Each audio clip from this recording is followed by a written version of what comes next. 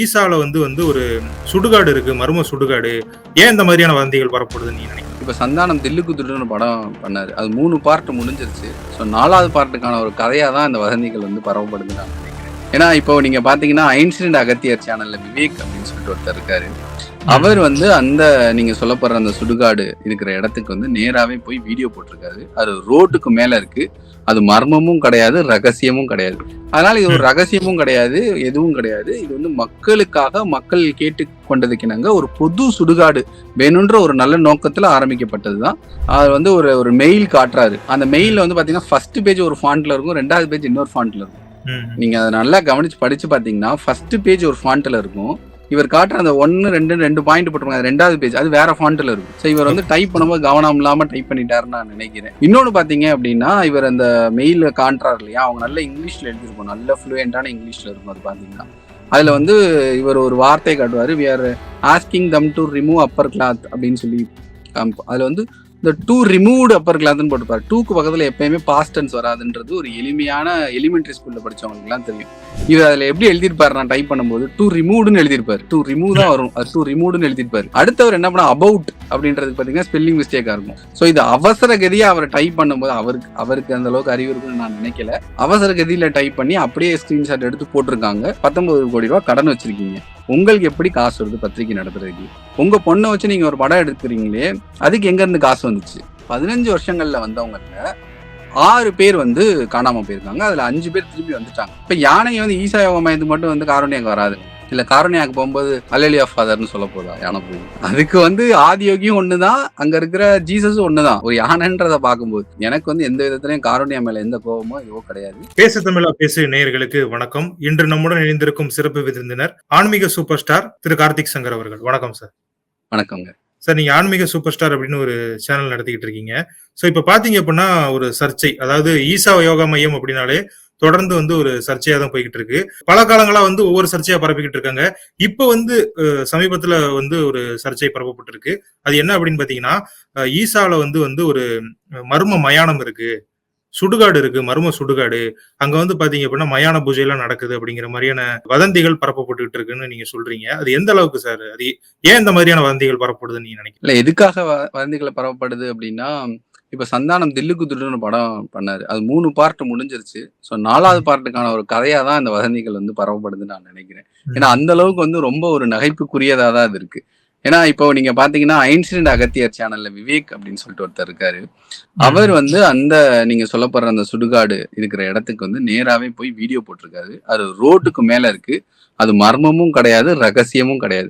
இந்த சுடுகாடு முதல்ல ஏன் தொடங்கப்பட்டது அப்படிங்கறத பாத்திரலாம். முதல்ல வந்து அது இன்னும் ஆபரேஷன்லயே ஆகல, அது இன்னும் திறக்கவே இல்லை, இப்பதான் கட்டிக்கிட்டு இருக்காங்க. அது ஏன் கட்ட ஆரம்பிச்சாங்கன்றதையும் நம்ம தெரிஞ்சுக்கலாம். அங்க இருக்கிற மலைவாழ் ஈஷா சுத்தி இருக்கிற மலைவாழ் கிராம மக்களுக்கு ஒரு பொது சுடுகாடு இல்ல. அவங்க இல்ல கம்யூனிட்டிக்குள்ளேயே யாரோ இறந்துட்டாங்கன்னா இன்னொரு கம்யூனிட்டி வந்து பிரச்சனை பண்றாங்க புதைக்கிறதுக்கு. இந்த மாதிரி சிக்கல்கள்லாம் இருக்கு. இது நம்ம கிராமங்கள்லயே கேள்விப்பட்டிருப்போம். இதனால அவங்க என்ன பண்றாங்கன்னா ஒரு பஞ்சாயத்துல ஒரு தீர்மானம் நிறைவேற்றி அரசு கிட்ட போய் ரெக்வஸ்ட் பண்றாங்க, எங்களுக்கு ஒரு பொது சுடுகாடு வேணும்னு. அப்ப அரசு என்ன கேக்குறாங்கன்னா, யார் அங்க வந்து சுடுகாடை வந்து வைப்பாங்க, மெயின்டைன் பண்றதுக்குலாம் யாராவது இருக்காங்களா அப்படின்னு. ஏற்கனவே ஈஷா 18 சுடுகாடுகளை தமிழ்நாடு பூரா வந்து மெயின்டைன் பண்ணிட்டு இருக்காங்க. இப்ப சமீபத்துல கூட உங்களுக்கு தெரிஞ்சுக்கும், நடிகர் அஜித் அவங்க அப்பா இறந்து போகும்போது பெசன் நகர் சுடுகாடு கொண்டு போனாங்க சென்னையில. அது வந்து ஈஷாவோட கண்ட்ரோல்ல தான் இருக்கு. ஸோ அந்த மாதிரி வந்து ரொம்ப நீட்டா மெயின்டைன் பண்றதுல வந்து அது ரொம்ப நல்ல பேர் வாங்கியிருக்காங்க ஈஷா. அதனால அவங்க என்ன சொல்றாங்கன்னா, பஞ்சாயத்து ஈஷா பக்கத்துலயே தான் இருக்கு, பஞ்சாயத்து அந்த கண்ட்ரோல்ல வர்றதுனால அவங்களே மெயின்டைன் பண்ணிக்கணும் இவங்க ரெக்கமெண்டேஷன் பண்றாங்க இந்த பஞ்சாயத்துல இருந்து. அதனால திருப்பி வந்து கவர்மெண்ட் கேட்டுக்கிட்டதுக்கு இணங்க வந்து இவங்க ப்ராப்பரா அப்ரூவல் வாங்கி எல்லா அப்ரூவலும் வாங்கி ரோட்டு பக்கத்திலேயே நீங்க பஸ் போகும்போதே நீங்க அதை பார்க்க முடியும். மற்றும் இல்லாம அந்த சுடுகாரோட புகைப்போக்கி அந்த சிம்னி இருக்கு இல்லைங்களா, அது வந்து பல மீட்டர் உயரம். அதனால இது ஒரு ரகசியமும் கிடையாது, எதுவும் கிடையாது. இது வந்து மக்களுக்காக மக்கள் கேட்டு கொண்டதுக்கினாங்க ஒரு பொது சுடுகாடு வேணுன்ற ஒரு நல்ல நோக்கத்துல ஆரம்பிக்கப்பட்டதுதான். அதுல இன்னும் ஆபரேஷனலாவே ஆகல. அது வந்து ஒரு வழக்கு போட்டு ஸ்டாப் பண்ணி வச்சிருக்கனால அது அப்படியே நிக்குது. அது இந்த வழக்கு முடிஞ்சோன்னா அதை தொடங்கிடுவாங்க. ஸோ இதுல வந்து எந்த இதுவும் கிடையாது, ரகசியம் இல்ல, பெரிய ஒரு மர்மமும் எதுவும் இல்ல, யார் வேணாலும் போய் பார்க்கவும் முடியும். Okay sir. இது நெருப்பில்லாமல் புகையாது அப்படின்னு சொல்லிட்டு சொல்லுவாங்க இல்லையா சார்? சோ இப்படி ஒரு சர்ச்சைய வெளியே கொண்டு வர்றாங்க அப்படின்னா அதுக்கு ஏதாவது காரணமா இருக்கும்ல? அந்த காரணம் என்ன நீங்க நினைக்கிறீங்க சார்? கட்டாயமா காரணம் இருக்குங்க. இப்ப வந்து சத்குரு சமீபத்துல வந்து இந்து கோவில்களை அரசிடமிருந்து விடுவிக்கணும் அப்படிங்கிறத பத்தி பேசினாங்க. இப்ப நம்ம ம். வந்து கேட்டுட்டு வர்றோம். இப்ப சமீபத்துல கூட வந்து ஒரு கோவில்ல வந்து 500 சொச்சம் பசுக்கள் வந்து தானமா குடுத்துருக்காங்க. மொத்தமா ம். வந்தது எல்லாமே. அதுல பார்த்தீங்க அப்படின்னா, எதுவுமே கோயில்கிட்ட இல்ல ஆடிட்ல பார்க்கும்போது. அவங்க ம். என்ன சொல்லியிருக்காங்க, அந்த கோசாலாக்கு அனுப்பணும், இந்த கோசாலாக்கு அனுப்பணும். இந்த அட்ரஸ் எல்லாம் ஃபேக். என்ன ஓகே. இருக்கு எல்லாமே வந்து பாத்தீங்கன்னா, கேரளாக்கு வந்து அடிமாடுகளா விற்கப்பட்டிருக்குன்றத ஆடிட்ல வந்து தெளிவுபடுத்தியிருக்கு. அத கவர்ன்மெண்ட் வந்து பதிவு பண்ணியிருக்காங்க. இப்ப வந்து சமீபத்துல யுனெஸ்கோ வந்து நம்ம கோயில்கள்லாம் சுத்தி பார்த்து ஆராய்ச்சி பண்ணதுல, கோயில்கள்லாம் அழியும் தருவாயில இருக்குன்னு யுனெஸ்கோ வந்து மெட்ராஸ் ஹைகோர்ட்க்கு வந்து ரிப்போர்ட் குடுத்துருக்காங்க. இத்தனைக்கும் ம். யுனெஸ்கோ ஆராய்ச்சி பண்ணதெல்லாம் பாத்தீங்கன்னா, மீனாட்சி அம்மன் கோயில் மாரி பெரிய கோயில்கள். அவங்க நம்ம ஊர் கோயிலுக்குலாம் வந்தாங்கன்னா, அவ்வளோதான் அவங்க நெஞ்ச புடிச்சுட்டு உட்காந்துருவாங்க யுனெஸ்கோ. அந்த அளவுல ம். இருக்கு இன்னைக்கு இருக்கிற கோவில்கள். இதுக ஓகே. வந்து கவர்ன்மெண்ட் கண்ட்ரோல்ல இருந்து விடுவிக்கணும் அப்படின்னு சொன்னாரு. இதுல பண்றதுல வந்து பாத்தீங்கன்னா, பல பேருக்கு இதுல வருமானம் இழப்பு ஏற்படும். முக்கியமா இந்துக்களுக்கு வந்து பாத்தீங்கன்னா, ஒரு பெரிய எனேபிளிங் ஃபேக்டரா இருக்கும். இந்துக்கள வந்து இது வந்து ஒருங்கிணைக்கும், ஒற்றுமைப்படுத்தும். இந்த கோவில்கள இந்துக்கள் கையில குடுக்குறது. ஏன்னா, அவங்களுக்கு தெரியும் சர்ச் வந்து அவங்க தான் மெயின்டெயின் பண்ணிக்கிறாங்க. மத்த மசூதிகள் எல்லாமே அவங்களே மெயின்டெயின் பண்ணிக்கிறாங்க. ஆனா, இந்துக்கள் கோவில்களும் சரி, அத சார்ந்த வந்து சொத்துக்களும் சரி, இந்துக்கள் மெயின்டெயின் பண்றதுல அரசாங்கத்தோட கட்டுப்பாட்டுல இருக்கு. ஸோ இத வந்து மாத்தணும் அப்படிங்கிறதுக்கான ஒரு குரல் கொடுத்தாரு. இது வந்து நெறைய பேர பதட்டமடை செய்து, பதற செய்து, மதமாற்ற நிறுவனங்களுக்கும் இது ஒரு பெரிய பேரிடியா இருக்கும். ஸோ அதனால வந்து இவர வந்து இப்ப வந்து டார்கெட் பண்றாங்க இவங்க எல்லாரும் சேர்ந்து. டார்கெட் பண்றது வந்து அரசியல் காரணத்துக்காகவும் அப்படின்னு சொல்லப்படுதே சார். அது எந்த அளவுக்கு உண்மை சார்? இதுக்கு பின்னாடி அரசியல் எதுவும் அரசியல் காரணத்துக்கு இருக்கிற மாரி இதுக்கு ம். பின்னாடி பெருசா நமக்கு அரசியல் இருக்கிற மாரி தெரியல. ஏன் ம். பார்த்தீங்க அப்படின்னா, இப்ப ஆட்சியில இருக்கிறது வந்து திமுக. திமுக தலைவர் கருணாநிதி அவர்கள் அந்த ஹாஸ்பிட்டல்ல அட்மிட் ஆயிருந்தபோது கூட சத்குரு போய் பார்த்தாரு. போய் பார்த்தா ம். அந்த புகைப்படங்கள் எல்லாமே ரிலீஸ் ஆயிருந்துச்சு. நல்ல இதுல இருக்காங்க. இப்ப கூட கொரோனா டைம் வந்தபோது கூட உதயநிதி ஸ்டாலின் அவர்கள வந்து சந்திச்சு அந்த மாஸ்க் குடுக்குறது, அந்த நிவாரணப் பொருட்கள் எல்லாம் பெரிய அளவுல வந்து டொனேட் பண்ணாங்க ஈஷால இருந்து. ஆ ம். ஹெல்த் மினிஸ்டர் மா சுப்பிரமணியன் அவர்கள்ட்டயும் டொனேட் பண்ணாங்க. இப்ப சமீபத்தில நடந்த இப்போ ஒரு 1 மாசம் 2 மாசத்துக்கு முன்னாடி நடந்த புதுக்கோட்டையில காவேரி காலிங் சார்பா நடந்த உழவர்கள் அந்த திருவிழா ஒண்ணு பண்ணுவாங்க. அதுல வந்து பார்த்தீங்கன்னா, அ எம்பி புதுகை அப்துல்லா புதுக்கோட்டையை சேர்ந்தவர் இமாம் அப்துல்லா அவரு வந்து கலந்துக்கிட்டாரு. ஸோ அதனால இதுக்கு பின்னாடி அரசியல் காரணங்கள் இருக்குன்னு எனக்கு தெரியல. அதிமுகவும் சரி, திமுகவும் சரி, பாஜகவும் சரி, நம்ம வந்து ஒரு ஈஷாங்கிறது ஒரு ஆன்மீக இயக்கம். ஸோ அவங்க ம். அதுல ஸ்டாண்ட்ல எல்லாருக்கும் சப்போர்ட் பண்ணி கவர்ன்மெண்ட் அனுசரிச்சு தான் போறாங்க. பட் இதுக்கு பின்னாடி ஒரு மதமாற்ற நிறுவனங்கள் இருக்கலாம். இதுக்கு பின்னாடி வந்து இந்த இந்துக்கள் ஒற்றுமை விரும்பாத சில சக்திகள் இருக்கலாம் அப்படிங்கிறது தான் நம்ம புரிஞ்சுக்கிறது. Okay sir. அதே மாரி பார்த்தீங்க அப்டின்னா, ஒரு 2 நாட்களுக்கு முன்னாடி வந்து ஒரு வீடியோ வந்து வெளியாச்சு சார். ஒரு தனியார் யூடியூப் சேனலோ, அவங்க வந்து ஒரு ம், பத்திரிகை நிறுவனம் தொடர்ந்து நடத்திக்கிட்டு இருக்காங்க. ஸோ அவங்க வந்து ஒரு ம், வீடியோ வந்து வெளியிட்டாங்க. அதுல பார்த்தீங்க ம், அப்டின்னா, சத்குரு அவர்கள் வந்து அவர் சம்பந்தப்பட்ட ஒரு வீடியோ தான். அந்த வீடியோ வந்து ம். உண்மையா? இல்ல அது வந்து ஃபேக்கா? அப்படிங்கிற மாரி ஒரு விவாதமும் பொதுமக்கள் மத்தியில இருக்கு. அத நீங்க எப்படி சார் பார்க்குறீங்க? இல்லங்க. அவங்க வந்து அத ரொம்ப ஒரு திட்டமிட்டு போட்டிருந்தாங்க அந்த வீடியோ பார்த்தீங்க அப்டின்னா, அது வந்து ஒரு ம். 10, 15 வருஷத்துக்கு முன்னாடி வந்து விஜய் டிவில வந்து நடத்தின ஒரு நிகழ்ச்சி. அது மானசரோவர் கைலாஷ் மானசரோவர்ன்னு சொல்ட்டு போயிருந்தாங்க. அதுல வந்து வேற்று கிரக உயிர்கள் அப்படிங்கிற டாபிக்ல வந்து விஜய் டிவில வந்து அத்தனைக்கும் ஆசைப்பட்ன்னு ஒரு ப்ரோகிராம் வந்துட்டு இருந்துச்சு அது. ஆமா, அத ஆமா. இவங்க வந்து எடுத்து ஒரு ஃப்ரேமா ஃப்ரீஸ் பண்ணி வேற ஒரு சில ஆங்கிள்ல காமிச்சு, அத வந்து அவங்க ட்விஸ்ட் பண்ணி போட்டிருக்காங்க. இது வந்து நீங்க சொல்ற அந்த பத்திரிக்கையாளர் நக்கீரன் கோபால் தான். அவர் தான் அதெல்லாமே பண்றவரு. இது ம். மட்டும் இல்ல. இதுக்கு முன்னாடியே வந்து பார்த்தீங்க அப்படின்னா, சத்குரோட மகள் வந்து ஓடி வருவாங்க ராதே. ஓடி வந்து அவங்க ம். ரொம்ப நாளுக்கு அப்புறம் பார்த்துக்க அவங்க 2 பேரும் கட்டி பிடிச்சுப்பாங்க. அந்த ம். ஃப்ரேமே இவர் ஃப்ரீஸ் பண்ணி இதுக்கு முன்னாடியே இவரு பண்ணியிருக்காரு. இது வந்து புதுசு ஓகே. கிடையாது. ம். முன்னாடியே இவர் இந்த மாரி ஒரு ஃப்ரேம ஃப்ரீஸ் பண்ணி, அவங்க ஒரு ஒரு தந்தைக்கும் மகளையுமே ஒரு கொச்சையா பேசினவர் தான். அவர் வந்து எந்த அளவுக்கு தரம் தாழ்ந்தவரு நான் சொல்லி உங்களுக்கு தெரிய தேவையில்ல. மீடியால ஒரு நேர்மையோட இருக்கிறவங்க எல்லாருக்குமே தெரியும். அவங்க வந்து ம். எப்படி செய்திகள் போடுறாங்க, எந்த அளவுக்கு மனசாட்சிய வித்துட்டு வந்து அவங்க பத்திரிகை நடத்துறாங்கன்றது நான் சொல்ல வேண்டியதில்ல. உங்களுக்கே அது நான் உங்களோட மனசாட்சிக்கே அத விட்டுர்றேன். ஸோ அத வந்து அவங்க ட்விஸ்ட் பண்ணி போட்டுருக்காங்க. Okay sir. அவரே இன்னொரு குற்றச்சாட்டு வைக்கிறாரு. அங்க வந்து இளம் பெண்கள் நெறைய பேர் இருக்காங்க. இளம் பெண்கள் அப்படிங்கிறத தாண்டி சிறுமிகள். அவங்க வந்து பார்த்தீங்க அப்படின்னா, காலையில 3 மணிக்கு எழுப்பி விடுறாங்க. ஈர ம். துணியோட வந்து அறை நிர்வாணத்துல வந்து அவங்களுக்கு வந்து யோகா சொல்லிக் குடுக்கப்படுது. இதனால நெறைய பேர் பாதிக்கப்படுறாங்க. இது தொடர்பா ஈசால இருக்கிறவங்களே வந்து ஒரு லெட்டர்லாம் எழுதியிருக்காங்க அப்படின்லாம் சொல்றாரு. ம். அதாவது ம். இப்படிலாம் பண்ணக்கூடாது அப்படின்னு அவங்களே வந்து ம். மனமுருகி லெட்டர் எழுதின மாரிலாம் சொல்றாரு. இது ம். எல்லாமே அங்க இருக்கிறவங்களோட ஒரு மனக்குமுறல் தானே சார் தெரியுது. அப்படிதான் நம்ம பார்க்கணும். இல்லையா? ஏன்னா நீங்க கேட்கறது நியாயமான கேள்விதான். நீங்க அதுல பார்த்தீங்கனாலே உங்களுக்கு அதிலேயே பதில் இருக்கு அவர் சொன்னதிலேயே. அவர் ம். வந்து ஒரு ஒரு மெயில் காட்டுறாரு. அந்த ம். மெயில்ல வந்து பார்த்தீங்கன்னா, ஃபர்ஸ்ட் பேஜ் ஒரு ஃபாண்ட்ல இருக்கும். 2வது பேஜ் இன்னொரு ஃபாண்ட்ல இருக்கும். நீங்க கவனிச்சு பாருங்களேன். ம். நீங்க அத நல்லா கவனிச்சு படிச்சு பார்த்தீங்கன்னா, ஃபர்ஸ்ட் பேஜ் ஒரு ஃபாண்ட்ல இருக்கும். இவர் காட்டுற அந்த 1, 2 பாயிண்ட் போட்டிருப்பாங்க. 2வது பேஜ் அது வேற ஃபாண்ட்ல இருக்கும். நமக்கே ம். தெரியும் மீடியால இருக்கிறவங்க, YouTubeல இருக்கிறவங்களுக்கு தெரியும். நம்ம தனியா மாத்தி டைப் பண்ணோம்னா ஃபாண்ட் மாறிக்கும். அவங்க இருக்கிற ஃபாண்ட் நம்மகிட்ட இருக்குன்னு சொல்ல முடியாது. ஸோ இவர் வந்து ஓகே. டைப் பண்ணும்போது கவனம் இல்லாம டைப் பண்ணிட்டாருன்னு நான் நினைக்கிறேன். அது நெக்ஸ்ட் டைம் அவர் ம். என்ன ஃபாண்ட்டுங்கிறத பார்த்து டைப் பண்ணணும். இல்ல மேல இருக்க மெயிலையும் அதே ஃபாண்ட்ல அவர் டைப் பண்ணி வைக்கணும். அத நான் வந்து நக்கீரனுக்கு சொல்லிக்கிறேன். இன்னொன்னு பார்த்தீங்க அப்படின்னா, இவர் அந்த மெயில்ல காண்றாரு இல்லையா? அவங்க நல்ல இங்கிலீஷ்ல எழுதியிருக்கும். நல்ல ஃப்ளூயன்ட்டான இங்கிலீஷ்ல இருக்கும் அது பார்த்தீங்கன்னா. அதுல ம். வந்து இவர் ஒரு வார்த்தைய காட்டுவாரு. "We are asking them to remove upper cloth" அப்படின்னு சொல்லி அதுல வந்து இந்த டூ ரிமூவ்டு அப்பர் கிளாத்ன்னு போட்டுப்பாரு. டூக்கு பக்கத்துல எப்பயுமே பாஸ்ட் டென்ஸ் வராதுன்றது ஒரு எளிமையான எலிமெண்டரி ஸ்கூல்ல படிச்சவங்களுக்குலாம் தெரியும். ஐ லைக் ம். டு பிளேன்னு தான் சொல்லுவீங்க. ஐ லைக் டு பிளேடுன்னு சொல்ல மாட்டீங்க. ஐ லைக் டு ஈட்ன்னு தான் சொல்லுவீங்க. ஐ லைக் டு ஏட்ன்னு சொல்ல மாட்டீங்க. ஸோ டூக்கு பக்கத்துல பாஸ்ட் டென்ஸ் வராதுங்கிறது நார்மலா இங்கிலீஷ்ல எழுதுற எல்லாத்துக்குமே தெரியும். இவர் அதுல எப்படி எழுதியிருப்பாரு நான் டைப் பண்ணும்போது டூ ரிமூவ்டுன்னு எழுதியிருப்பாரு. டூ ரிமூவ் தான் வரும். அது டூ ரிமூவ்டுன்னு எழுதியிருப்பாரு. அடுத்தவர் என்ன பண்ணா அபவுட் அப்படின்றதுக்கு பார்த்தீங்கன்னா ஸ்பெல்லிங் மிஸ்டேக்கா இருக்கும். ஏபிஓயூடி அபவுட் அது பார்த்தீங்கன்னா ஏஹெச்யூடின்னு எழுதியிருப்பாரு என்னமோ. ஸோ இது அவசர கதியா அவர் டைப் பண்ணும்போது அவருக்கு அவருக்கு அந்த அளவுக்கு அறிவு இருக்குன்னு நான் நினைக்கல. அந்த நக்கீரன் பத்திரிகையில இருக்க வேற யாரோ டைப் பண்ணும்போது அவசர கதியில டைப் பண்ணி அப்படியே ஸ்கிரீன்ஷாட் எடுத்து போட்டிருக்காங்க. அது அடுத்த தடவை வந்து அவங்க அப்படி குற்றம் ஒரு ஒரு ஃபேக்கான ஒரு இது தயாரிக்கும் போது அதை சரியா தயாரிக்கணும். இல்ல நல்லா போட்டோஷாப் தெரிஞ்சவங்க யார்கிட்ட கேட்டு வெளியே நல்லா படிச்சவங்க கிட்ட கேட்டு தயாரிக்கணும்ன்றது தான் என்னோட வேண்டுகோள். ஓகே. இது அவரே தயாரிச்சது அப்படின்னு தான் நீங்க சொல்றீங்க. கட்டாயமா டூ ம். ரிமூவ்டுன்னு யார் எழுதுவா? ம். ஐ லைக் டு ஈட் அப்ப would you like to have coffee அப்படின்னு தான் நம்ம சொல்லுவோம். இந்த ஓகே. டூக்கு பக்கத்துல எப்பயுமே வந்து பாத்தீங்கன்னா பிரசன்ட் டென்ஸ் வரும், பாஸ்ட் டென்ஸ் வராது. அவர் பாஸ்ட் ம். டென்ஸ் அபவுட்ன்றது ஒரு நார்மலா மாண்டசரியில படிக்கிற குழந்தைங்க கூட அபவுட்ன்றது ஸ்பெல்லிங் தெரியாது. அது கூட தப்பு தப்பா எழுதி வச்சு ஃபாண்ட்டை மாத்தி என்னமோ பண்ணியிருக்காரு. பண்ண வரைக்கும் வந்து சரி அவர் வந்து பாத்தீங்கன்னா அவர் ஒரு இன்வெஸ்டிகேட்டிவ் ஃபிக்ஷனல் ஸ்டோரி ரைட்டர். இப்போ நம்ம வந்து ஹிஸ்டாரிக்கல் ஃபிக்ஷன், மித்தாலஜிக்கல் ஃபிக்ஷன் அப்படின்லாம் சொல்லுவோம். ஹிஸ்டாரிக்கல் ஃபிக்ஷன்னா ஹிஸ்டரி எடுத்துக்கிட்டு நம்மளே நம்மளோட கற்பனையை சேர்த்துக்கிறது. ஒரு உதாரணம் சொல்றேன் அப்படின்னா பொன்னியின் செல்வன் படத்துல வந்து வந்தியத்தேவன் கேரக்டர் இருக்கும். ம். வந்தியத்தேவன் கேரக்டர் வந்து உண்மையிலேயே வந்து ஒரு வந்தியத்தேவன் ஒரு கேரக்டர் இருக்கு. ஆனா நமக்கு வந்து வரலாற்று பூர்வமா கிடைச்சது பாத்தீங்கன்னா அவரை பத்தின ஒரே ஒரு பக்கம் தான் வரலாற்று பூர்வமா நம்ம வந்து கிடைச்சது இந்த இந்த நாட்டாண்டவர் அப்படின்னு சொல்லி கிடைச்சது அவ்வளவுதான். அதை வச்சுக்கிட்டு வந்து இவர் என்ன பண்ணிருப்பாரு கல்கி என்ன பண்ணிருப்பாருன்னா அந்த புதினம் முழுவதும் வர்ற ஒரு கேரக்டரா மாத்திருப்பாரு வந்தியத்தேவனை. சோ அது வந்து ம். ஒரு ஹிஸ்டரியில இருந்து ஒரு விஷயத்தை எடுத்துட்டு நம்மளோட அறிவு அது 1% எடுத்துட்டு 99% நம்ம சேர்த்துக்கிறது. இந்த கற்பனை. மாதிரியான ஒரு ஆமா கற்பனை. இந்த மாதிரியான ஒரு இன்வெஸ்டிகேட்டிவ் ஃபிக்ஷனல் ரைட்டர் தான் வந்து நக்கீரன். உங்களுக்கு ம். விருப்பம் இருந்தா நீங்க பார்க்கலாம். உங்களுக்கு இன்வெஸ்டிகேட்டிவ் ஸ்டோரியில ரொம்ப இன்ட்ரெஸ்ட்டா இருக்கும் அப்படின்னா நீங்க பார்க்கலாம். அந்த அரை நிர்வாண பூஜை, மேல இருந்து ஒரு எந்திரம் இறங்குச்சு. அது வந்து ஏலியன் வந்து உள்ள வந்துச்சு. இங்க வந்து ஒரு ரகசிய சுடுகாடு இருக்கு. அந்த சுடுகாடுல இருந்து ஒரு புகை வருது. இந்த மாதிரிலாம் படிக்கிறதுக்கு சில பேருக்கு இன்ட்ரெஸ்ட்டா இருக்கும். கேட்கறதுக்கு சில இன்ட்ரெஸ்ட்டா இருக்கும் இல்லையா? அப்படி இன்ட்ரெஸ்ட் உள்ளவங்க கட்டாயமா வந்து நக்கீரன் அப்படின்னா அவரு அவங்க நல்லா என்ஜாய் பண்ணி என்டர்டைன்மெண்ட் பண்ணி அது மாதிரிலாம் நல்லா பேசி பில்டப்லாம் கொடுத்து அதெல்லாம் பண்ணுவாரு. அது உண்மை நினைச்சீங்கன்னா அது நம்ம தான் முட்டாள். சரி, இன்னொரு என்ன சொல்றேன்னா, இப்ப நக்கீரன் தான் வந்து தொடர்ந்து குற்றச்சாட்டுகள வச்சுக்கிட்டு இருக்கு.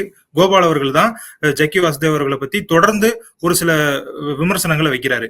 இவர் இந்த விமர்சனங்கள வச்சதுமே பார்த்தீங்க அப்படின்னா, இன்னும் சில மீடியாக்கள், அதாவது யூடியூப் சேனல்கள்னு சொல்லலாம். அவங்க என்னன்னா, ஒரு சிலர வந்து அதாவது பத்திரிகையாளர்கள், மூத்த பத்திரிகையாளர் அப்படின்னு இருப்பாங்கல்ல, அவங்கள வந்து பிடிச்சு வந்து ஒரு இன்டர்வியூ எடுக்குறாங்க. அதுல வந்து அவங்க என்ன சொல்றாங்கன்னா, ஈசாவில் இதுதான் நடக்கிறது. இந்த ம். மாதிரி 6 பேர காணோம். அப்படின்னு நெறைய வந்து ம். என்ன சொல்றது? கிளிக் பைட் டைட்டில்கள்லாம் போட்டு பார்த்தீங்க அப்படின்னா, அவங்க வந்து ஒரு கதை சொல்லிக்கிட்டு இருக்காங்க. ஸோ ம். எதுக்கு சார் எல்லாருமே சேர்ந்து அவர குறி வைக்கிறாங்க? அவர குறி வைக்கிறதுக்கான காரணம் என்னவா இருக்கும்? அது ஒரு இன்னொரு காரணம் வந்து பாத்தீங்கன்னா நீங்க சொல்ற ஒரு 4, 5 பேர் வந்து குறி வைக்கிறதுக்கான காரணம் என்னன்னா அவங்களுக்கு வந்து ம். பணம் கொடுக்கறது இல்ல ஈஷா. இது வந்து ஒரு ம். முக்கியமானது. நீங்க வந்து பணம் இவ்வளவு பெரிய கேட்கறாங்க. ஆர்கனைஸ் ஆமா பணம் கேட்கறாங்க. அது ஈஷா ஃபவுண்டேஷன்லயே அதிகாரப்பூர்வமா ட்விட்டர் பக்கத்துல அவங்க ம். போட்டிருக்காங்க. மஞ்சள் பத்திரிகையாளர் நிருபர் நக்கீரன் வந்து எங்ககிட்ட பணம் கேட்டாரு. ஈஷா ம். பணம் குடுக்கல அப்படின்றதுனால வெளிய போய் வந்து இது பண்றாரு அப்படின்றத அவங்க போட்டிருக்காங்க. இன்னும் ம். உங்களுக்கு பார்த்தீங்க அப்படின்னா, சத்குரு எழுதின 3வது கோணம் அப்படிங்கிற ஒரு புக் வந்து நக்கீரன் பப்ளிகேஷன்ல வெளிவந்தது. அந்த சமயத்துல சத்குரு கிட்ட தான் வந்து அவங்க வாங்கிட்டாங்க, எல்லாம் பண்ணிக்கிட்டாங்க. அதுல இருந்து இன்னமும் நக்கீரன் வந்து பணம் சம்பாதித்துக் கொண்டிருக்கிறது. ம். அந்த அந்த 3வது கோணம் புக்குக்கு பார்த்தீங்கன்னா, முன்னுரை எழுதினவரு திருவாளர் நக்கீரன் கோபால். அவர் ம். பார்த்தீங்க அப்படின்னா, சத்குரு மாரி ஒரு மகான் இல்ல, யோகி இல்லன்னு அப்படி இப்படி எழுதியிருப்பாரு. ஏன்னா காசு வருது அப்போ. அவருக்கு ம். அந்த புத்தகம் வழியா நக்கீரன் பப்ளிகேஷனுக்கு காசு வரணும். அதனால அவர் எழுதினாரு. திருப்பி மறுபடியும் மறுபடியும் காசு கேட்கும்போது, இவங்க வந்து என்ன பண்ணியிருக்காங்க அப்படின்னா, காசு குடுக்க மறுத்திருக்காங்க. அதனால ம். வந்து நாங்க நியாயமா தான் இருப்போம். உங்களுக்கு புக் வேணும்னா புக்க பப்ளிஷ் பண்ணி வாங்கிக்கோங்க. மற்றபடி எங்ககிட்ட வந்து பணம் எதுவுமே நீங்க எதிர்பார்க்காதீங்க அப்படின்றத தெளிவுபடுத்தியிருக்காங்க. ஏன்னா எந்த மீடியாவுக்கும் இதுவரைக்கும் ஈஷா காசு குடுத்தது இல்ல, பண்ணது இல்லன்னு சத்குருவே ஒரு பாண்டேயோட ஒரு இன்டர்வியூல வந்து தெளிவுபடுத்தியிருப்பாரு. இது இவருக்கு வந்து பொறுக்க முடியல. நீ என்ன ஒரு ஃபவுண்டேஷன் நடத்துற, மீடியாவ அட்ஜஸ்ட் பண்ணிட்டு போகாம எப்படி இருக்கிறது அப்படின்றதுனால, அது பார்த்தீங்கன்னா, இப்ப சமீபத்தில வந்து நக்கீரனுக்கு வந்து 19.6 கோடி ரூபாய் கடன் வாங்கியிருக்காரு எஸ்பிஐ பேங்க்ல. அது கட்ட ம். முடியாதனால அவரோட சொத்துக்கள் எல்லாமே வந்து ஜப்தி பண்ண சொல்லி ஆர்டர் வந்துருச்சு. நீங்க அதை பார்த்திருப்பீங்க நான் நினைக்கிறேன். பேப்பர்ல ஓ! எல்லாமே வந்துருந்துச்சு. 19 கோடி ரூபாய் கடன். அது ஒரு 65 வயசு ஒரு முதியவருக்கு வந்து ஒரு எவ்வளவு பெரிய சுமைன்றதை நீங்க யோசிச்சு பாருங்க. இப்போ உங்ககிட்ட நக்கீரன் மாதிரி நிறுவனம் இருக்கு. உங்களுக்கு 65 வயசு ஆச்சு. இன்னும் 1 வருஷமா 2 வருஷமா நீங்க நடவடையா இருக்க போறது. அவ்வளவுதான். அதுக்கப்புறம் ம். வந்து உங்களை போய் படுக்க வச்சுட்டாங்கன்னா, அப்ப அந்த நிறுவனம் என்ன ஆகும்ன்ற ஒரு கேள்வி இருக்குல்ல. அதுக்குள்ளே அவரும் சம்பாரிச்சுக்கணும். நிறுவனத்தையும் காப்பாத்தணும். அப்படின்ற ஒரு பிரச்சனை அவருக்கு இருக்கு. இப்ப சமீபத்துல வந்து அவர் பொண்ண வச்சு ஒரு படத்துக்கு வந்து பூஜை போட்டிருக்காரு. சோ ம். இப்படி வந்து ம். அவர் எல்லா இடத்துலயும் தறிகட்டு ஓடிட்டு இருக்காரு. எங்க இருந்தாலும் பணம் வந்துருமா? எப்படியாவது நம்ம வந்து பணத்தை எக்ஸ்ட்ராக்ட் பண்ணிட மாட்டோமா? எந்தெந்த இடத்துலலாம் லம்பா பணம் வருமோ அதெல்லாம் நமக்கு வந்துராதா அப்படின்னு. அதுல ஒரு முயற்சியா தான் திருப்பி வந்து இப்ப ஈஷா யோக மையத்துக்கு வந்து வந்திருக்காரு. ஈஷா யோக மையத்துல இருந்து எங்க பணம் கிடைக்க போகுது? வேணா வந்து அந்த ஆதியோகி கிட்ட இருந்து பிரசாதமா ஒரு எள்ளு பிரசாத லட்டு வேணா குடுப்பாங்க. அதான் அவருக்கு கிடைக்கும் எனக்கு தெரிஞ்சு. ம். அவரு வந்து ஒரு கேள்வி கேட்கிறாரு. ஈசாக்கு எங்க இருந்து பணம் வருது? இவ்வளோ அதாவது அமெரிக்கால வந்து ஒரு இடம் சொல்றாரு. அந்த இடத்துல வந்து பார்த்தீங்கன்னா, ஒரு மிகப்பெரிய யோகா மையத்த வந்து அமைக்கிறதுக்கான முயற்சி எல்லாம் பண்ணிக்கிட்டு இருக்காங்க. அதுக்கான பணங்கள்லாம் எங்கருந்து வருது? நம்மள மாரி இந்துக்களுடைய பணம் தான் அங்க சுரண்டப்படுது அப்படிங்கிற மாரிலாம் சொல்றாரு. அதுக்கான உங்களுடைய பதில் என்ன சார்? இல்ல, கோயிலுக்குள்ள நீங்க பணமே கிடையாதுங்க. நீங்க கோயிலுக்குள்ள ம். போறீங்கன்னா, பார்க்கிங் ஃபீஸ் வந்து ரூ. 30. அது நீங்க கார் பார்க்கிங் பண்ணா ரூ. 30. உங்களுக்கு பைக் பார்க்கிங் அது கூட கம்மி தான். ரூ. ஓகே. 10 கேட்பாங்க. ஆஸ் யூசுவல் எல்லாரும் இது பண்ற மாரி தான். ஏன்னா எல்லாரும் வந்து வண்டிய வச்சுட்டு போயிறக்கூடாது இல்லையா? நமக்கு ஒரு கணக்கு ம். வேணும். உள்ள எது வருதுன்றது. அது கவர்ன்மெண்ட் நார்ம்ஸ் படி ஒரு சீப்பா ஒண்ணு வாங்குறாங்க. இவ்வளவுதான். அதுக்கப்புறம் நீங்க ஆதியோகி வந்து விசிட் பண்றீங்க. உங்களுக்கு எந்த காசு கிடையாது. சிறப்பு தரிசனம்ன்ற ஒரு கேட்டகரியே கிடையாது. நம்ம மீனாட்சி அம்மன் கோயில்ல கூட இருக்கு. சுவாமி சன்னதிக்கும், அம்மன் சன்னதிக்கும் நீங்க சேர்ந்து போனா ரூ. 100. ரூ. 50 ம். அம்மன் சன்னதிக்கு, ரூ. 50 சாமி சன்னதிக்கு, ரூ. 100 டிக்கெட் குடுத்துருவாங்க. 2 கிழிச்சு நம்ம போய் பார்த்துக்கலாம். திருப்பதி நீங்க உங்களுக்கு சொல்ல வேணாம். குருவாயூர்ல ரூ. 2500 நீங்க தரிசனம் பண்ணணும்னா. சிறப்பு ம். தரிசனம் பண்ணணும். பட் அப்படி எதுவுமே வந்து பாத்தீங்கன்னா, ஆதியோகிக்கோ, தியானலிங்கத்துக்கோ, தேவிக்கோ கிடையாது நமக்கு. எங்கேயுமே அப்படி வசூல் பண்றதே கிடையாது. யார் வேணாலும் வரலாம், யார் வேணாலும் பார்க்கலாம். பார்க்கிங் ரூ. 10 நீங்க பைக்ல வந்தீங்கன்னா ரூ. 10, கார்ல வந்தீங்கன்னா ரூ. 30ன்ற நாமினல் ஃபீ. சோ மக்களோட இத சுரண்டுறாங்க. இந்துக்களோட சுரண்டுறாங்கன்றது இங்க இது வந்து இதுவே கிடையாது. வாதமே கிடையாது. 1. 2வது நீங்க கேக்குறீங்க, ஈஷா யோகாக்கு எப்படி காசு வருது அப்படின்றது. ஈஷா யோகா வந்து உலகம் முழுக்க யோகா புரோகிராம்ஸ் வந்து நடத்துறாங்க. அதுல பாத்தீங்கன்னா, இங்க நீங்க வந்து யோகா யோகா புரோகிராம் பண்ணீங்கன்னா ரூ. 300 இருந்தே ரூ. 300, ரூ. 500, ரூ. 700. இப்ப நீங்க வந்து சென்னையில ஒரு புரோகிராம் பண்ணுனீங்கன்னா ரூ. 1500. இதே நீங்க வந்து பாம்பேல பண்ணீங்கன்னா ரூ. 5000, நியூயார்க்ல பண்ணீங்கன்னா இன்னும் கூட வரும். ஸோ இப்படியெல்லாம் வரும்போது அஸ் அ ஃபவுண்டேஷனுக்கு வந்து அவங்க கிட்ட வந்து ஒரு பணம் இருக்கு. அத வந்து அவங்க திருப்பி வந்து இதுக்காக மக்கள் சேவைக்காக பயன்படுத்துறாங்க. யோகாவ கொண்டு போறதுக்காகவும் சரி, காவேரி காலிங் மற்ற திட்டங்களுக்காகவும் சரி, அது எல்லாம் சேவ் சாயில் திட்டங்களுக்காகவும் சரி, அத ஸ்பெண்ட் பண்றாங்க. இப்ப நான் திருப்பி கேட்கிறேன். நக்கீரனுக்கு ஏது இவ்வளவு பணம் வந்துச்சு? ம். நக்கீரன் இப்ப பத்திரிக்கை உங்களுக்கே தெரியும். டிஜிட்டல் வேர்ல்ட்ல வந்து பத்திரிக்கை எவனுமே படிக்கிறதே கிடையாது. அந்த காலத்துல படிப்பு அந்த பழக்கமே போயிடுச்சு. அப்படியே இருந்தாலும் எல்லாம் டிஜிட்டல் தான் கன்சியூம் பண்றாங்க. நக்கீரன்றது ஒரு வார பத்திரிக்கை. அப்ப அவருக்கு எப்படி ஓடவே இல்லையே. எந்த பத்திரிக்கையும் ஓடலையே. தெளிவா ரெங்கராஜ் தெளிவா சொல்றாரு. ஏங்க நீங்க சாணக்கியாவ டிஜிட்டலா ஆரம்பிச்சீங்க அப்படின்னா அப்படின்னு கேட்டதுக்கு, மீடியால பணம் வர்றதில்ல. பணம் வராத விஷயத்த நான் செய்ய மாட்டேன். அப்படின்னு தெளிவா அவர் சொல்றாரு. டிஜிட்டலா தாங்க ஏதோ ஒண்ணு வருது. அத வச்சு தான் பண்ணிட்டு இருக்கோம் அப்படிங்கிற. சோ அப்போ உங்களுக்கு வராதப்ப நீங்க எப்படி பத்திரிக்கை நடத்துங்க? யார்கிட்ட காசு வாங்கி ஆல்ரெடி ரூ. 19 கடன் வந்து பேங்கே உங்க மேல கேஸ் போட்டிருக்கு. அதுக்கு அவர் ம். என்ன சொல்றாரு? இப்ப நான் சொல்லிட்டேன் யோகா பண்றதுனால ஈசாயாவுக்கு காசு வருதுன்னு நான் சொல்லிட்டேன். ரூ. 19 கோடி கடன் வச்சிருக்கீங்க. உங்களுக்கு எப்படி காசு வருது பத்திரிக்கை நடத்துறதுக்கு? இந்த கடன வந்து எப்படி இது வந்து மக்களோட வரி பணம். இது அவரோட சொந்த பணம் கிடையாது. எஸ்பிஐல ம். வாங்குன கடன்ன்றது வந்து இந்திய மக்களோட வரி பணம். அததான் பேங்க் கடனா குடுக்குது. அதுக்கு என்ன பதில்? உங்க பொண்ண வச்சு நீங்க ஒரு படம் எடுக்குறீங்களே, அதுக்கு எங்க இருந்து காசு வந்துச்சு? அதுக்கெல்லாம் அவர் தான் பதில் சொல்லணும். Okay sir. இது வந்து நான் முதல்லயே கேட்டிருக்கணும். லேட் ஆயிருச்சு. என்னன்னா, ஈசால இருக்கிற நெறைய பேர் காணாம போயிட்டாங்க. அங்க துறவிகளா வாழ்றவங்க எல்லாருமே பார்த்தீங்கன்னா, ஒரு ஒரு சில வருடங்களுக்கு முன்னாடி 1000 இருந்தாங்க. இப்ப அது வந்து 300க்கு கீழ குறைஞ்சிருச்சு. மீதி இருக்கிறவங்கலாம் எங்க போனாங்க? அப்படிங்கிற கேள்வியும் அவரு வச்சிருக்காரு. அந்த கேள்விக்கான பதில் என்ன சார்? இல்ல அது அகைன் இது ஒரு கற்பனை தாங்க. தெளிவா வந்து போலீஸ் ரிப்போர்ட் சப்மிட் ம். பண்ணாங்க சுப்ரீம் கோர்ட்டுக்கு. அந்த போலீஸ் ரிப்போர்ட் வந்து கசிஞ்சிருச்சு. அது யார் கசிய விட்டாங்கன்றது அடுத்த கேள்வி. பட் அது ம். போலீஸ் ரிப்போர்ட் வந்து கசிஞ்சிருச்சு. அதுல வந்து ம். ரொம்ப தெளிவா சொல்லியிருக்காங்க. ஈஷா யோக மையம் சம்பந்தப்பட்டு மொத்தம் 6 பேர் வந்து காணாம போயிருக்காங்க. அதுல 5 பேர் திரும்பி வந்துட்டாங்க. இத நீங்க நல்லா புரிஞ்சுக்கணும். ஈஷா யோக மையத்துக்குள்ள இருந்து 6 பேர் காணாம போல. இப்ப நீங்க வந்து ஒரு திருப்பதிக்கு வந்து போறீங்க அப்படின்னு வச்சுக்கோங்களேன். அந்த கூட்டத்துல யாரோ ஒருத்தவங்க தொலைஞ்சு போயிடுறாங்க. ம். அப்ப நீங்க என்ன பண்ணுவீங்க? ஐயோ! ஆள காணோமேன்னு சொல்லிட்டு பக்கத்துல வந்து ஒரு போலீஸ் ஸ்டேஷன்ல எங்கேயோ கம்ப்ளைண்ட் குடுப்பீங்க.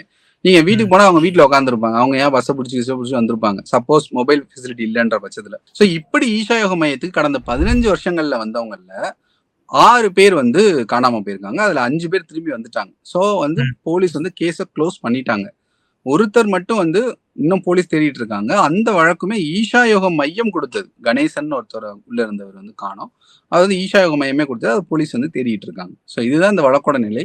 ஸோ எல்லாரும் காணாம போயிட்டாங்க அப்படிலாம் கிடையாது. இன்னொன்னு வந்து பிரம்மச்சாரிகள் காணாம போறாங்க அப்படின்லாம் ஒண்ணுமே இல்ல. மொத்தம் 1000 பிரம்மச்சாரிகள்ன்ற குற்றச்சாட்டும் பொய் தான். இப்போதைக்கு இருக்கிறதுல 217 பிரம்மச்சாரிகள் தான் இருக்காங்க உள்ள. அதாவது வந்து துறவிகள் தான் இருக்காங்க.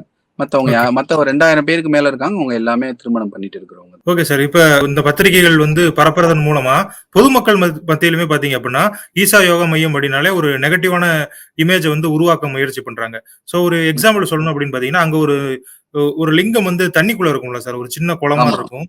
அந்த லிங்கத்துல அங்க போய் நிறைய பேர் குளிக்கிறதுக்கு முற்படுவாங்க. ஸோ அங்க வந்து சொல்றது என்னன்னா அந்த லிங்கத்துல வந்து யாரும் குளிக்காதீங்க, அந்த தண்ணியில ம். வந்து போதை மருந்து வந்து கலந்துருக்காங்க, அதுல நீங்க இறங்கிட்டீங்க அப்படின்னாலே உங்களுக்கு வந்து அந்த ஒரு ஆட்படுத்தப்பட்டுருவீங்க, நீங்க அங்கேயே இருக்கணும்னு உங்களுக்கு தோணும், இப்படி எல்லாம் சொல்றாங்க. இதுக்கு பின்னாடி இருக்கக்கூடிய காரணமா நீங்க என்ன பாக்குறீங்க சார்? இல்லைங்க, நீங்க ஈஷா யோகா மையம் போயிருக்கீங்களா? ஆமா சார், நான் போயிருக்கேன். இப்ப உங்களோட அனுபவத்த சொல்லுங்களேன். நீங்க போனப்போ எப்படி இருந்துச்சு? நீங்க எனக்காக சொல்ல வேணாம். நீங்க இல்ல, போயிருக்க உங்க பெர்ஸ்பெக்டிவ்ல சொல்லுங்க. நான் வந்து ஒரு 10 வருஷத்துக்கு முன்னாடி போயிருக்கேன். ஸோ நான் அந்த தண்ணியில குளிக்கவும் செஞ்சிருக்கேன். எனக்கு அந்த மாதிரி எதுவும் இல்ல. ஆனா என்னன்னா, நாங்க போனப்பயே பாத்தீங்க அப்படின்னா நெறைய பேர் அப்படிதான் பேசிக்கிட்டாங்க. சோ ம். மக்கள் மத்தியிலுமே இப்படி ஒரு கருத்த வந்து பரப்புறதுக்கு முடிவு பண்றாங்க. ஆனா நான் குளிச்சிருக்கேன். எனக்கெல்லாம் ஒண்ணுமே பண்ணல. நார்மலா தான் இருந்தது. நீங்க போதையெல்லாம் ஆகல. இல்ல சார், அப்படிலாம்.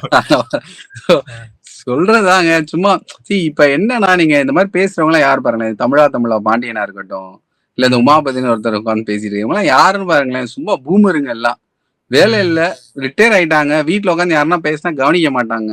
அப்ப ம். யாரு கவனிப்பா? இவங்கள மாரி இருக்கிற இன்னொரு பூமர் தான் கவனிப்பாங்க. அவங்களும் வீட்ல வேஸ்ட்டா உட்கார்ந்துகிட்டு. அவங்களுக்கு ம். ஒரு கன்டென்ட்டா அவங்க வந்து பேசுறது. வேற எதுவுமே கிடையாது இதுல. ம். உள்ள நீங்க யோசிச்சு பாருங்க. குளிக்கிறதுல வந்து யாராவது ஆயிருவாங்க அப்படின்னு சொல்லலாம். ரொம்ப ம். நகைப்புக்குரியது. இது மட்டும் இல்ல. இன்னொன்னு சொன்னாங்க, கிட்னிய திருடிட்டாங்க அப்படின்னாங்க. சாம்பிராணி ம். புகையில வந்து கலந்து போட்டாங்க அப்படின்னு சொல்றாங்க. ஆமா. ரொம்ப இதான் சொல்றேன். நான் நாட் நாட் 7 படம் பார்ப்பேன். அதுல வந்து ம். James bond. திடீர்னு ஒரு இப்படி கீ அமுக்குவாரு. அதுல இருந்து கார் வரும். சோ அதெல்லாம் ம். நமக்கு ரொம்ப இன்ட்ரெஸ்டிங்கா இருக்கும். வா! ம். என்னம்மா யோசிச்சிருக்கான்டா அவன் அந்த டைரக்டர் அப்படின்னு. அவங்கலாம் என்ன இவங்ககிட்ட தான் கேட்கணும் நம்ம. எப்படி யோசிக்கிறது அப்படிங்கிறது. புகையில ம். போதை மருந்து கடத்துறாங்க, தண்ணிக்குள்ள போடுறாங்க. நல்லா இருக்கும். நான் என்ன சொல்றேன்னா, நீங்க இதெல்லாம் விட்டுருங்க. அவங்க சொல்ற கதைய விட்டுருங்க. நான் சொல்றதையும் நீங்க விட்டுருங்க. ம். நீங்க வாங்க. ஈஷா யோக மையத்துக்கு வாங்க. வேற எங்கேயும் கிடையாது. கோயம்புத்தூர்ல தான் இருக்கு. நீங்க எங்க இருந்தாலும் தமிழ்நாட்டுல எந்த மூலையில இருந்தா ரூ. 500 டிக்கெட். வாங்க அழகா. காலைல வாங்க. உட்காருங்க. உங்களுக்கு என்ன இதுன்னு பாருங்க. புடிச்சிருக்கா திருப்பி வாங்க. புடிக்கலையா போங்கனாலும் போங்க. நமக்கு வேற கோயில் இருக்குன்னு போங்க. இல்ல தவறா நடக்குதா மீடியா கிட்ட வந்து சொல்லுங்க. இல்ல சோசியல் மீடியா இருக்கு. நீங்களே ஒரு மொபைல் எடுத்து அழகா இங்க மாதிரி இந்த மாதிரி தவறு நடக்குதுங்கன்னா புடிச்சு போட்டீங்கன்னா, அத வந்து என்ஹான்ஸ் பண்றதுக்கு 1000 பேர் இருக்கான் வெளிய. மீடியாக்கள் ரெடியா இருக்காங்க. நல்லது நடந்தா நல்லது நடக்குதுன்னு சொல்லுங்க. இன்னைக்கு ஆதியோகிக்கு வந்து பாத்தீங்கன்னா, ஒரு நாளைக்கு 50,000 பேர் மக்கள் வராங்க பார்க்கறதுக்கு. பண்டிகைன்னா லட்சக்கணக்கான மக்கள் வராங்க. மகா சிவராத்திரினா உங்களுக்கே தெரியும் எத்தன லட்சம் மக்கள் வராங்க அப்படிங்கிறது. சோ இத்தன லட்சம் மக்கள் நம்பிக்கை இல்லாம வருவாங்களா? வரமாட்டாங்க. நீங்க சொல்றத யாரும் மதிக்கவே கிடையாது. ஏதோ உங்க பத்திரிக்கை ஓடுறதுக்கு 4 வியூஸ் வர்றதுக்காக நீங்க உட்கார்ந்து ஒரு பூமர் ஸ்பீச் குடுக்குறீங்க. அதுல ஒண்ணும் வேல்யூவே கிடையாது. ஓகே. இப்ப வந்து நெகட்டிவான விஷயங்கள் இந்த அளவுக்கு பரவிக்கிட்டு இருக்கு. அங்க போயிட்டு வர்றவங்க நெறைய பேர் பாத்தீங்க அப்படின்னா, அங்க போயிட்டு வந்ததுக்கு அப்புறமா எங்களுடைய வாழ்க்கையே மாறி இருக்கு, அப்படிங்கிற மாதிரியான தகவல்லாம் சொல்லிக்கிட்டு இருக்காங்க. நம்ம சேனல்லயுமே பாத்தீங்க அப்படின்னா, ஈசா சம்பந்தமா ஏதாவது வீடியோ போட்டோம்னா, அதுக்கு கீழ வர கமெண்டுமே அப்படிதான் இருக்கு. சோ வந்து இந்த நெகட்டிவான விஷயங்கள் பரவுற அளவுக்கு பாசிட்டிவான விஷயங்கள் வந்து பரவ மாட்டேங்குதே. அதுக்கான காரணம் என்ன சார்? இல்ல அது ஒரு மக்களோட மனநிலை தாங்க. இப்போ ம். நாங்களே வந்து பாத்தீங்கன்னா, நான் சொல்றேனுங்களேன், பேசு தமிழா பேசி இதுவரைக்கும் என்னென்ன அரசியல் மாற்றங்களை ஏற்படுத்தியிருக்கு, என்னென்ன ம். சமூக மாற்றங்களை ஏற்படுத்திருக்குன்னு நான் ஒரு வீடியோ போடுறேன். எத்தன பேர் பார்ப்பாங்க? பேசு தமிழா பேசுல எத்தன பேர் வெளிய போனாங்க? ம். எதனால அவங்கலாம் வெளிய போனாங்க? என்ன பிரச்சனை உள்ள நடக்குது? அப்படின்னு நான் போட்டேன் அப்படின்னா, ஆ ஓ! இதெல்லாம் பண்றாங்களா இவங்க? அப்படின்னு வந்து ம். பார்க்குற ஆளுங்க தானே அதிகம். ஸோ மக்கள் வந்து நெகட்டிவிட்டிக்கு வந்து டியூன் ஆயிருக்காங்க. அது நம்ம வந்து ஒத்துக்க வேண்டிய ஒரு விஷயம் தான். ஒரு ம். விஷயத்தினால என்ன நன்மை கிடைக்கும் அப்படின்னு பார்க்கிறத விட, அங்க என்ன பிரச்சனை இருக்குன்னு பார்க்கிறதுல அவங்களுக்கு வந்து ஒரு ஆர்வம் இருக்கு. அந்த ஆர்வத்துக்கு இவங்க தீனி போடுறாங்க நல்லா. ஸோ மக்களும் வந்து ஜாலியா பார்த்துட்டு அப்படியே போயிடுறாங்க. நான் என்ன ரெக்வெஸ்ட் பண்ணுவேன் அப்படின்னா, இந்த ஈஷா யோகாவா இருக்கட்டும், இல்ல யோகாவா இருக்கட்டும், இல்ல சத்குரு குடுக்குற எந்த ஒரு தியான பயிற்சியா இருக்கட்டும், நீங்க வந்து பண்ணுங்க. ஃப்ரீ. சத்குரு ஆப் வச்சிருக்காரு. சத்குருன்னு சொல்லிட்டு நீங்க வந்து கூகுள் பிளே ஸ்டோர்லயோ இல்ல வந்து ஆப்பிள் பிளே ஸ்டோர்லயோ நீங்க தெரிஞ்சீங்கன்னா ஆப் இருக்கும். இன்ஸ்டால் பண்ணுங்க. ஒரு தியானம் இருக்கு. ஒரு 10 நாள் 15 நாள் பண்ணுங்க. அதுல ஃப்ரீ தான். ஒண்ணும் கிடையாது உங்களுக்கு. பண்ணிட்டுல உங்களுக்கு அது உங்களுக்கு கஷ்டமா இருக்கா? YouTubeல போய் ஈஷா கிரியா அப்படின்னு தேடுங்க. நீங்க வந்து அந்த ஈஷா கிரியாங்கிற தியானத்த ஒரு 10 நாளைக்கு பண்ணுங்க. அதுல உங்களுக்கு பலன் வருதான்னு பாருங்க. பலன் வந்தா வச்சுக்கோங்க. பலன் வரலையா அத விட்டுட்டு நீங்க போங்க. இவ்வளவுதான் நமக்கு தேவை. நமக்கு தேவை பெனிஃபிட்டுங்க. ஒரு ம், ம். நார்மலா ஒரு காமனரா நமக்கு தேவை பெனிஃபிட். அது சத்குரு கிட்ட வந்தாலும் எடுத்துக்க போறோம், சிவகார்த்திகேயன் இருந்தா எடுத்துக்க போறோம், விஜய் கிட்ட இருந்து வந்தா எடுத்துக்கோ, சீமான் கிட்ட யார்கிட்ட இருந்து வந்தா நமக்கு என்ன பிரச்சனை? நமக்கு தேவை பெனிஃபிட். பெனிஃபிட் ம். கிடைக்குதா இந்த யோகானால, தியானத்தினால நான் எடுத்துக்கிறேன். அந்த அளவுல நம்ம இருந்துக்கிட்டா ஓகே. மத்தபடி இந்த கதையெல்லாம் நீங்க என்ஜாய் பண்ற விதத்துல என்ஜாய் பண்ணுங்க. உங்களுக்கு உண்மை தெரியணும்னா, ஈசா யோகா ஒண்ணும் அமெரிக்கால கிடையாது. இங்கே தான் இருக்கு. சத்குருவ நீங்க எப்பயுமே நேரா பார்த்து கேள்வி கேட்கலாம். சத்சங்கம் நடத்துறாரு. இல்ல உங்க பக்கத்திலேயே ஏதாவது மெடிடேட்டர்ஸ் இருப்பாங்க, வாலண்டியர்ஸ் இருப்பாங்க. அவங்கள கூப்பிட்டு ஒரு நாள் சும்மா ஜாலியா வீட்டுக்கு கூப்பிட்டு மாதிரி நீங்க பேசிட்டு இருக்கலாம். அவங்க உங்களுக்கு விளக்குவாங்க. சரி, இது எதுவும் நமக்கு ரீச் இல்லாத ஒரு விஷயம் கிடையாது. இது ஒரு மர்மமான ஒரு ரகசியமானது கிடையாது. இன்னைக்கு இந்த கம்யூனிகேஷன் வேர்ல்ட்ல எல்லாரும் வெல் கம்யூனிகேட்டடா இருக்கும். உங்களுக்கு உண்மையை தெரிஞ்சுக்கணும்னா பேசி எல்லார்ட்டையும் கேட்டு தெரிஞ்சுக்கோங்க. உணரும்னு ஆர்வம் இருந்தா நீங்களே நேரடியா வந்து உணர்ந்துக்கலாம். Okay sir. கடைசியா ஒரு கேள்வி சார். அதாவது புரொஃபசர் காமராஜ் அப்படிங்கிறவர் வந்து ஒரு ஆட்கொணர்வு மனு வந்து தாக்கல் பண்ணியிருக்காரு. அந்த கேஸ் வந்து இப்ப எப்படி சார் போய்கிட்டு இருக்கு? ஈசாவுக்கு எதிராக ஒரு அந்த கேஸ் முடிச்சிட்டாங்க. இதுல வந்து 2 லேண்ட்மார்க் ஜட்ஜ்மெண்ட் இருக்கு இதுல அப்படின்னு சொல்றாங்க. முக்கியமா ம். பாத்தீங்கன்னா ஹைகோர்ட்ல வந்து இந்த ஆட்கொணர்வு மனு வந்து செஞ்சாங்க, தாக்கல் ஓகே. செஞ்சாங்க. ஆட்கொணர்வு மனுனா யாரோ கடத்திட்டு போயிட்டாங்க, எங்கேயோ கேப்டிவேட் பண்ணி வச்சிருக்காங்க அப்படின்றதுக்கான ஒரு விஷயம். அவங்க 2 பேருமே ஆஜராயிட்டாங்க. ஆனா அதுக்கப்புறம் ஹைகோர்ட் என்ன சொல்லுதுன்னா 150 போலீஸை வந்து அனுப்பி அவங்க உள்ள வந்து போய் நீங்க விசாரிக்கணும் அப்படின்னு சொல்றாங்க. இதை வந்து சுப்ரீம் கோர்ட் வந்து பிடிச்சிருக்காங்க. ஆட்கொணர்வு மனுங்கிற அந்த ஹெபியஸ் கார்பஸ் அப்படிங்கிற கேஸோட ஃப்ரேம் ஒர்க்கை தாண்டி நீங்க செயல்படக்கூடாது அப்படிங்கிற ஒரு அப்சர்வேஷன் அவங்க கொடுத்துருக்காங்க. இது ரொம்ப ரொம்ப முக்கியமான அப்சர்வேஷன். ஒரு ஆட்கொணர்வு மனுவுக்கே இது வந்து ஒரு முக்கியமான அப்சர்வேஷன். அந்த சட்டம் எப்படி செயல்படணும் அப்படிங்கிறத தெளிவுபடுத்திருக்காங்க சுப்ரீம் கோர்ட். இது ஒரு லேண்ட்மார்க் ஜட்ஜ்மெண்ட். 2வது லேண்ட்மார்க் ஜட்ஜ்மெண்ட் என்ன அப்படின்னு பாத்தீங்கன்னா, இந்த துறவிகள் வழக்குல இந்த துறவிகள் அவங்களோட விருப்பத்தின் பேர்ல தான் இருக்காங்க. அவங்கள நீங்க திருப்பி திருப்பி தொந்தரவு செய்யக்கூடாது. உங்களுக்கு வேணும்னா நீங்க அவங்கள வந்து போய் பார்த்துக்கலாம். மற்றபடி ம். அவங்களோட மனசை வெல்றது வந்து கோர்ட்ல வந்து அவங்க மனசை வெல்ல முடியாது. உங்க அன்புனால தான் வெல்ல முடியும் அப்படிங்கிற ஜட்ஜ்மெண்ட்டை அவங்க அப்சர்வேஷனா கொடுத்துருக்காங்க. இது இந்தியாவில் மட்டும் இல்லாம இந்தியாவில் முழுமையா இருக்கிற எல்லா துறவிகளுக்கும் இது ஒரு முக்கியமான ஜட்ஜ்மெண்டா இருக்கும். நாளை பின்ன உண்மையிலே துறவரத்துல போறவங்களுக்கு இது ரொம்ப ஹெல்ப்ஃபுல்லா இருக்கும். இதுக்கு வந்து கட்டாயமா நம்ம ஈஷாக்கு நன்றி தான் சொல்லியாகணும். ஏன்னா அந்த துறவு மரபுன்னு ஒண்ணு இருக்கு இல்லையா? இந்த மரபை வந்து பாதுகாக்கிறதுல ஒரு முக்கியமான படியா வந்து இந்த பெண் துறவிகளோட கேஸ் வந்து அமைஞ்சிருக்கு. அது ரொம்ப ஒரு நல்ல விஷயம் தான். சார், இன்னொரு குற்றச்சாட்டு என்னன்னா, இது வந்து ரொம்ப காலமாவே வைக்கப்பட்டுகிட்டு இருக்கு. இப்போ இல்ல. இது வந்து ஈசா அப்படிங்கிறது வந்து இந்த உலகத்துக்கு தெரிய ஆரம்பிச்சதுல இருந்தே, ஈசா வந்து காடுகளை அழித்து உருவாக்கப்பட்ட ஒரு அமைப்பு. அங்க பார்த்தீங்க அப்படின்னா, யானைகள் வந்து நடந்து சென்ற இடம். அங்க தான் இப்ப வந்து ஈசா யோகா மையமே அழிக்கப்பட்டிருக்கு. இதனால தமிழ்நாட்டுடைய காட்டு வளம் அழிக்கப்பட்டிருக்கு. இந்த மாரி ஒரு நரேட்டிவ் வந்து செட் பண்ணப்பட்டிருக்கு. இதுக்கான பதில் என்ன சார் உங்ககிட்ட இருந்து? இல்லைங்க, இது வந்து நம்ம பதில் சொல்ல வேண்டிய அவசியமே கிடையாது. ஏன்னா அன்னைக்கு வந்து டெக்னாலஜி இல்லாத ஒரு யுகம். இன்னைக்கு வந்து ம். டெக்னாலஜி வேர்ல்டுக்குள்ள நம்ம வந்துட்டோம். It's era of okay. Technology. நீங்க ஜஸ்ட் கூகுள் எர்த் ஓபன் பண்ணிட்டு ம். ஆதியோகின்னு டைப் பண்ணுங்க. அந்த ஆதியோகி இருக்கிற இடம் கூகுள் எர்த்ல உங்களுக்கு வரும். அதிலேயே ம். சேட்டலைட் இமேஜஸ் இருக்கு. இப்ப வந்து 2024ல இது எப்படி இருக்கு? 2020ல இந்த இடம் எப்படி இருந்துச்சு? ஆதியோகி வர்றதுக்கு முன்னாடி. 2015ல எப்படி இருந்துச்சு? 2006 வரைக்கும் உங்களுக்கு வந்து அதுல சேட்டலைட் இமேஜஸ் இருக்கு. அங்க நீங்க பார்த்தீங்கன்னா தெரியும். அது வந்து காடெல்லாம் ஒண்ணும் அழிக்கப்படல. அது ப்ராப்பர் வந்து விவசாய நிலம் தான். அத இவங்க வந்து வாங்கி விவசாய நிலத்த கன்வெர்ட் பண்ணி அந்த இடத்துல வந்து என்ன பண்ணியிருக்காங்கன்னா, ஆதியோகி சிலைய அமைச்சிருக்காங்க. இதுதான் உண்மை. இது நீங்க கூகுள் எர்த்ல பார்த்தாலே தெரியும். அடுத்து யானை வழித்தடம் அப்படின்னு சொன்னீங்க. அது இன்னொரு ஒரு நல்ல ஒரு காமெடியான ஒரு ஸ்டோரி. பட் அத ரொம்ப அழகா அவங்க கொண்டு வந்தாங்க. பட் இதுல நீங்க கவனிக்க வேண்டியது என்னன்னா, யானை வழித்தடம் இல்ல அப்படின்னு சொல்லி ஸ்டேட் கவர்ன்மெண்ட் இப்போ வந்து ரீசென்ட்டா ஆர்டிஐல வந்து தெளிவுபடுத்தியிருக்காங்க.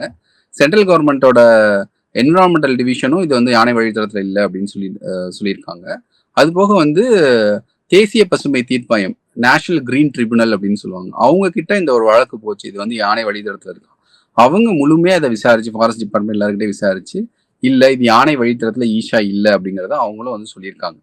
ஸோ வந்து பாத்தீங்கன்னா இது வந்து அகைன் இன்னொரு ஒரு குற்றச்சாட்டு. அந்த மையத்தை வந்து ஒரு அட்டாக் பண்ணணும் அப்படின்றதுக்கான இன்னொரு ஒரு குற்றச்சாட்டு தான். சரி, நான் இன்னொன்னே உங்களுக்கு கேட்கிறேனே, இப்போ இந்த ஈஷா யோக மையம் நீங்க வந்திருப்பீங்க. அதுவும் காருண்யாவும் ரொம்ப பக்கம் பக்கம் தான். ம். பாத்தீங்கன்னா ஒரு குறுக்கால போனீங்கன்னா 1 கிலோமீட்டர் தான் இருக்கும். நீங்க வந்து சுத்தி ஆமா. போறதுனால உங்களுக்கு மேபி ஒரு 2, 3 கிலோமீட்டரா தெரியலாம். நீங்க அந்த காடு மாதிரி இருக்கிற அந்த புதர் மாதிரி இருக்கிற வழியா போனீங்கன்னா ஒரு கிலோமீட்டர்ல நீங்க வந்து போயிடலாம். இப்ப யானை வந்து ஈசா யோக மையத்துக்கு மட்டும் வந்து காருண்யாக்கு வராதுங்களா? இல்ல காருண்யாக்கு போகும்போது அல்லேலியா ஃபாதர்ன்னு சொல்ல போதா யானை போய்? சொல்லாது. அதுக்கு வந்து ஆதியோகியும் ஒண்ணுதான், அங்க இருக்கிற ஜீசஸும் ஒண்ணுதான். ஒரு யானைன்றத பார்க்கும்போது. அப்ப எப்படி வந்து ஈசா யோக மையம் மட்டும் இந்த சர்ச்சையில சிக்குது? ஏன் காருண்யா அந்த சர்ச்சையில வரமாட்டேங்குது? இது நீங்க கேட்டீங்கனாலே, இந்த கேள்விய கேட்டீங்கனாலே, இந்த குற்றச்சாட்டு சுமத்துறவங்களுக்கு யானை மேல அக்கறை கிடையாது. அவங்களுக்கு ஈசா பிடிக்கலன்றது உங்களுக்கு தெளிவா தெரியும். எனக்கு வந்து எந்த விதத்திலயும் காருண்யா மேல எந்த கோவமோ, இதுவோ கிடையாது. அவங்க அது தனிப்பட்ட இது, அவங்க ஒரு இன்ஸ்டிடியூஷன் நடத்துறாங்க, அவங்க நல்லா செயல்படட்டும், அவங்களுக்கு என்ன சுதந்திரம் இருக்கோ அதுல அவங்க இது பண்ணட்டும். நாம என்னைக்குமே அவங்கள வந்து குறை சொல்ற இது கிடையாது. நம்ம அப்படி இன்னொருத்தவங்கள தாழ்வாவும் பார்க்க போறது கிடையாது. பட் நான் என்ன சொல்றேன்னா, இந்த குற்றச்சாட்டு சொல்றவங்களோட மனநிலையை விளக்குறதுக்காக தான் இதை சொல்றேன் நானு.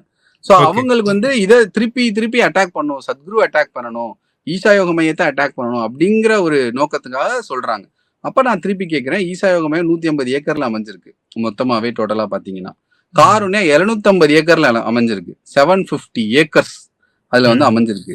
ஈசா யோக மையம் யானை வழித்தடத்துல இருக்கு அப்படின்னா, அந்த யானைக்கு வந்து அது காருண்யா யூனிவர்சிட்டி அங்க மட்டும் போகக்கூடாதுன்னு யானைக்கு தெரியுமா? அது மட்டும் எனக்கு சொல்லுங்க. சோ இதுலயே உங்களுக்கு தெரியும் அவங்களோட நோக்கம் என்னன்னு. Okay sir. எங்களோட இணைந்து உங்களுடைய கருத்துக்களை பகிர்ந்ததுக்கு ரொம்ப நன்றி. ரொம்ப நன்றிங்க.